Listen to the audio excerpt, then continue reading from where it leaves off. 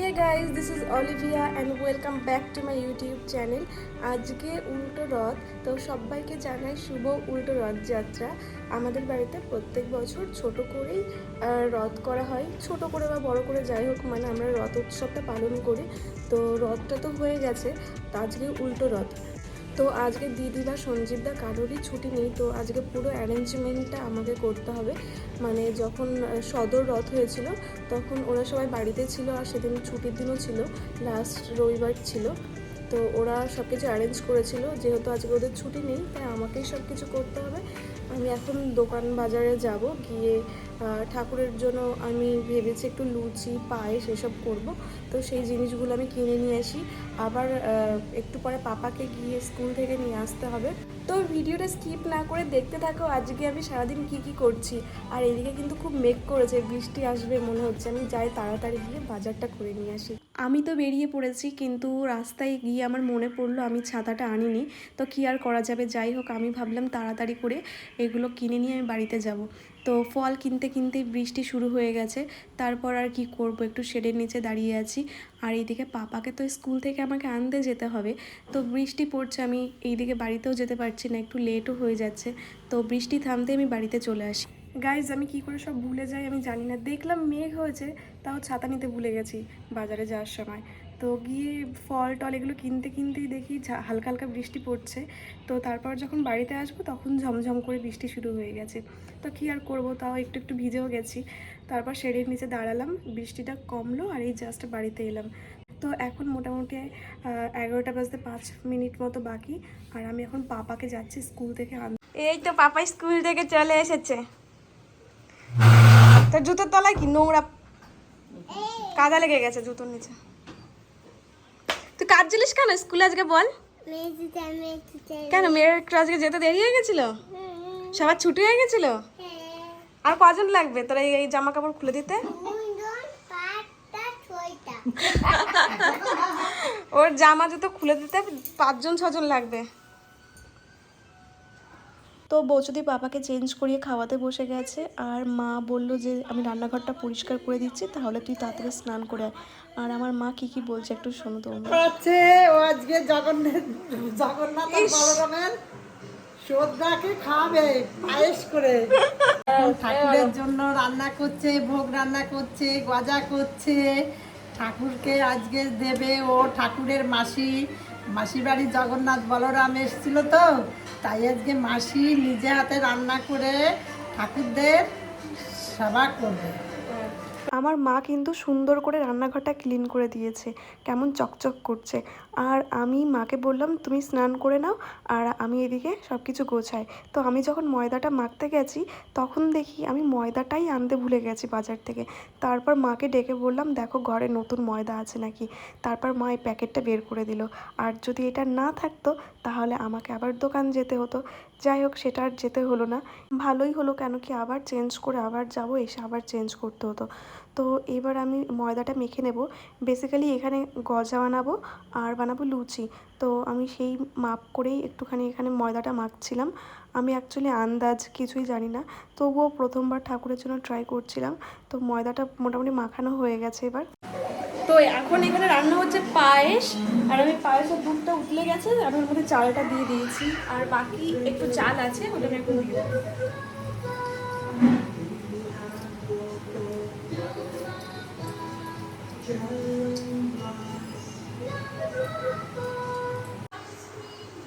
দুধটা একটু উতলে গেছে, আমি বুঝতে পারিনি। আমি এদিকে আলুগুলো ছুলে নিচ্ছি, আর ঠাকুরের জন্য নিরামিষ আলুর দম করবো আর লুচি করবো। এগুলো একটু ছুলে নিয়ে আগে, কিন্তু আমি পিলারটা দিয়ে একদম ছুলতে পারছি না, বেশি বেশি করে ছুলে যাচ্ছে। এর থেকে এইটা বেশি হেল্পফুল।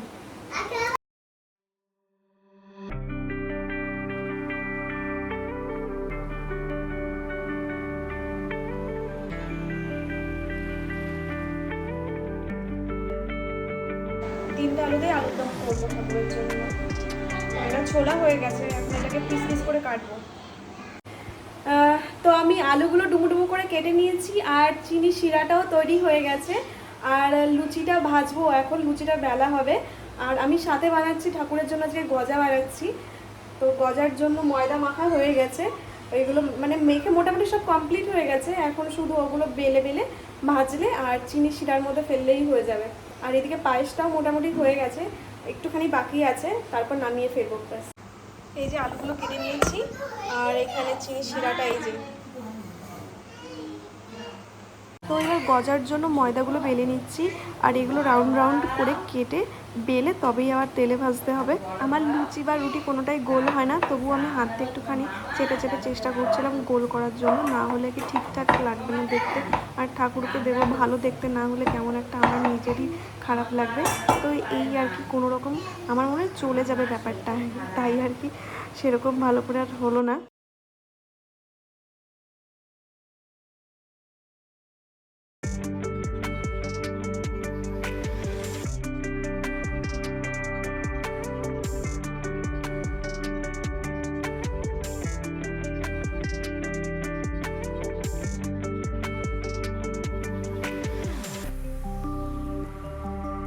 আমার লুচি ভাজা গজা ভাজা সব কমপ্লিট হয়ে গেছে, আর আমি সব খাবারগুলো একে একে করে ঠাকুর ঘরে নিয়ে গুছিয়ে রাখবো, আর তারপর সব কিছু রেডি করে একদম তারপর পুজো করব। তো দেখো এখানে সব কিছু নিয়ে চলে এসেছি, আর এবার আমি যেখানে ঠাকুরকে পুজো করব, রথটাকে পুজো করব, সেখানে আমি রথটাকে নামিয়ে নিলাম, আর তারপর আমি এবার ঠাকুরদের একটু স্নান করিয়ে নেব।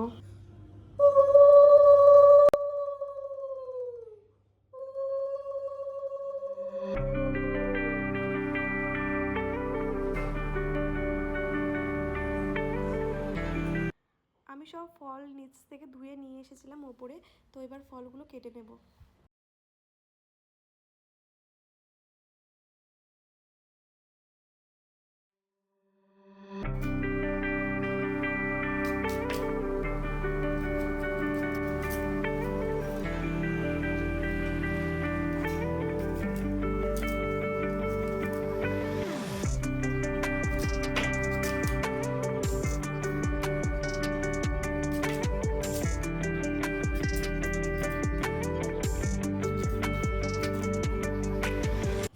তো এবার আনারসটা কাটবো, কিন্তু আনারসটা আমি বটিতে কিছুতেই কাটতে পারছি না।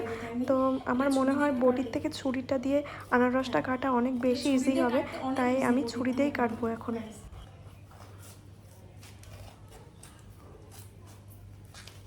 বটি দিয়ে আমার ভীষণ ভয় লাগছিল, তো আমি এটা ছুরি দিয়ে চেষ্টা করবো।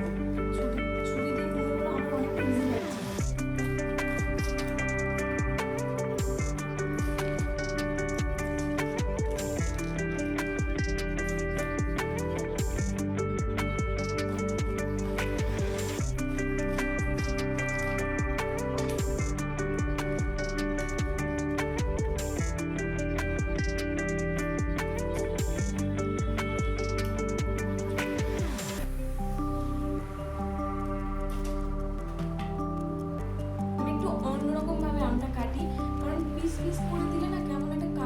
দেখতে হয়ে যায়, আর সেটা ভালো লাগে না। আমি অন্যরকম ভাবে সবসময় কাটি ঠাকুরকে যখন নিই, মানে খোসা শুদ্ধ রেখে নিয়ে আনতে।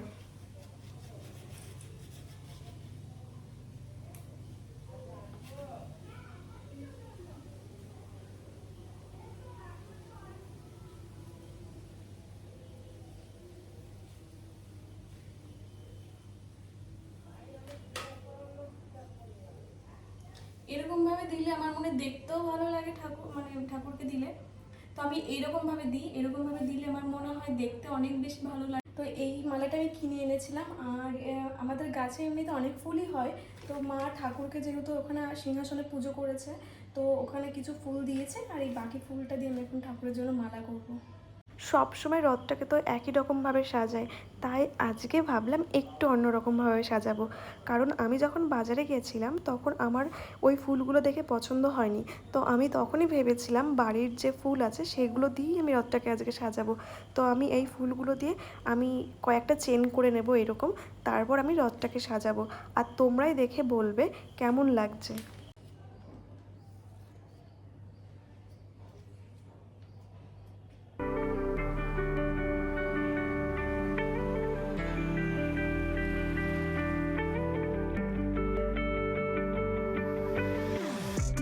আমার কিন্তু সব কমপ্লিট এবার সাজানো গোছানো, আর পাপাও ঘুম থেকে উঠে গেছে। তো রথটাকে আমি এরকম করে সাজিয়েছি। তোমাদের কেমন লেগেছে প্লিজ আমাকে কমেন্ট করে জানিও কিন্তু। আর পাপা ঘুমানোর আগে আমাকে বারবার করে বলছিল, মেয়ে তুমি কিন্তু আগে আগে পুজো করবে না, আমি ঘুম থেকে উঠবো তবেই তুমি পুজো করবে। তো আমারও মনটা একটু কেমন করছিল, পাপা এত বারবার করে বললো। তো আমার পুজো শেষ না হতে হতেই ও ঘুম থেকে উঠে গেছে জানো। তো আমারও খুব ভালো লাগছিল যে পাপা চলে এসেছে। মা তো ওকে ওখানে নিয়ে এসে বসে আছে, আর ও আমাকে বলছে, মেয়ে আমাকে এই ফলটা দাও, এই প্রসাদটা দাও। তো তখনই আমার ছোটোবেলার কথা মনে পড়লো, কারণ ছোটোবেলায় আমি এরমই করতাম। আর ছোটোবেলা বলে নয়, আমার এখনও এরকম ঠাকুরকে পুজো করলে আমার মনে হয় আমি কখন প্রসাদগুলো খাবো। হয়তো এটা খুব খারাপ ব্যাপার, আমি জানি না, কিন্তু আমার সত্যিই মনে হয়, তাই তোমাদের সবাইকে বললাম। পাপা কিন্তু আমারই মতো, ও আর অপেক্ষা করতে পারছে না। আমারও ঠাকুরের প্রসাদ দেখলে কেমন একটা মনটা হয়, কখন খাবো প্রসাদগুলো। তো পাপা আবার নিচ থেকে একটা বাটিও নিয়ে এসেছে সাথে করে, জানো তো। আসলে বাচ্চাদের মধ্যে তো ভগবান থাকে, আমার তো সেটাই মনে হয়। তাই আমি বললাম তোমার যেটা যেটা ইচ্ছা তুমি সেটা তুলে নাও। তো ও বাটি নিয়ে এসছো, ওর পছন্দ মতো সবকিছু তুলে নিল। খাবে? আচ্ছা, আর কি খাবে?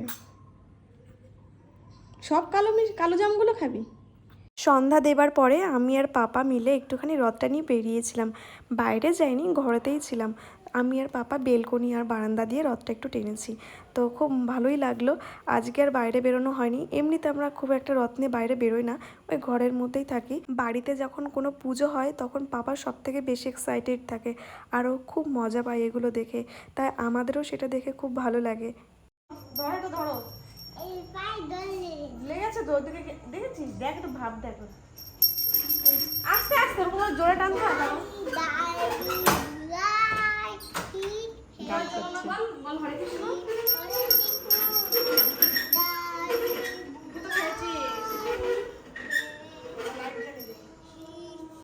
আর দিদি এখানে বসে বসে প্রসাদ খাচ্ছিল। আমি এখানে শুয়েছিলাম, আর এই দেখো কে চলে এসেছে। আর আমার বাবা গেছিলো একটু রানাঘাটে, তো বাবা পাপার জন্য একটা ওআরএস নিয়ে এসেছে। তা আমাকে এখন বলছে একটু খুলে দাও, কিন্তু প্রচণ্ড ঠান্ডা। তোমরা বলো ওকে কি দেওয়া উচিত এত ঠান্ডা জিনিস? এই ঠান্ডা খেলে ওর প্রচণ্ড ঠান্ডা লাগবে। দেখে আমি করে দিই, তুই পারবি না, দাঁড়া। ও একটু বেশি সবসময় ইয়ে করে আর কি, পাকা ছেলে। তুই যেটা খাবি এবার ঠান্ডা লেগে গেলে ঠান্ডা দেখি বেরোচ্ছে কিনা একটু দেখে নিতে।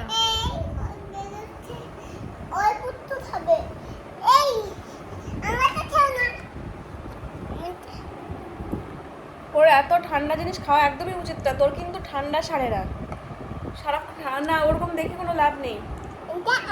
দেখি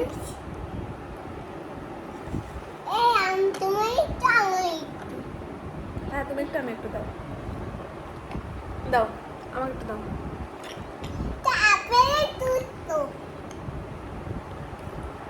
আমার এই ফ্লেভারটা একদম পছন্দ। তো ও খেতে থাক, আর তোমাদের সঙ্গে আবার দেখা হচ্ছে। তো আজকের দিনটা তো খুব সুন্দর করে কেটে গেল। আর তোমরা যারা আমার ব্লগ দেখছো, তাদের যদি আমার ব্লগ দেখতে ভালো লাগে তো প্লিজ একটা করে লাইক করে দিও, একটা করে কমেন্ট করে দিও অবশ্যই। আর যারা নতুন দেখছো আমার ভিডিও, তারা একটা করে সাবস্ক্রাইব করে দিও। আবার খুব শীঘ্রই একটা নতুন ব্লগে দেখা হবে। ততক্ষণ সবাই ভালো থেকো, সুস্থ থেকো, আর সবাইকে শুভরাত্রি।